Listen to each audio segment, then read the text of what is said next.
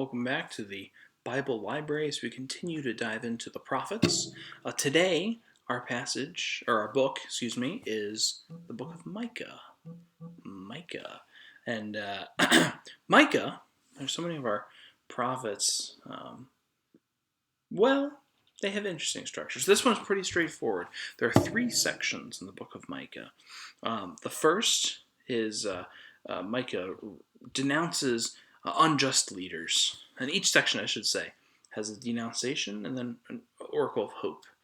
Okay, so first section, tell me if you've heard this one before.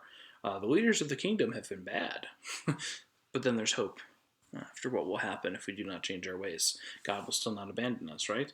Then we have the defending of the poor and their rights against the rich and the powerful. Like Amos, Micah falls in that theme. That God has given you so much that you have not taken care of those that God has placed in your midst. Shame on you. Perhaps it's a message the richest nation on earth can hear over and over again, just like this kingdoms did and failed to act. And then finally we have this looking forward, this post-exilic kingdom to come in the line of David. It's funny, the book of Micah, it has that very popular verse, right? What does the Lord require of you but to do justice, love God, walk humbly? I know I just butchered it, but you know the verse, Micah 6:8. It's funny. Micah, that's kind of actually the theme statement of this book, I would say. Our priorities. But that whole chapter, I want to be sure that we get that right. This whole chapter is really important.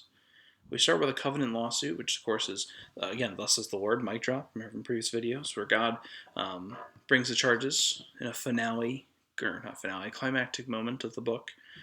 We have these sections, including 6:8, that are actually part of the liturgy in the Hebrew faith. So that's really powerful, actually.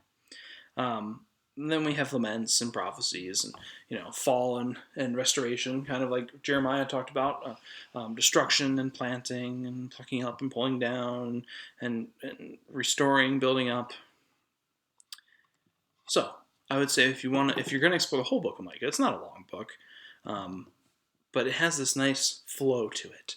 It has this refrain and rhythm that goes through the whole book of, here are the problems. This is what's going to happen if we don't change our ways. But this is what God's going to do nonetheless. The good news. Law and gospel. I think if you're not going to read the whole book, though, just read chapter 6. It's a fascinating read. Of course, I would have to read the whole book, so chapter 6 even has more meaning with all the context. But, I say if you're looking for a book that is a prophetic book, deeply prophetic, but it's more structured. You don't like the loosey-goosey structure of a lot of these prophets. Micah's probably for you. If you're looking for a book that's spelling out exactly what we as people of faith should be, how we should be living, especially, like I said, as a wealthy nation, this book will preach. It might convict, too. There's the power of law there. I would say this book's for you. And like I said, if you're just reading the prophets and want to hit the next one, Micah, this book's for you. So, I will see you tomorrow as we continue through with a unique one.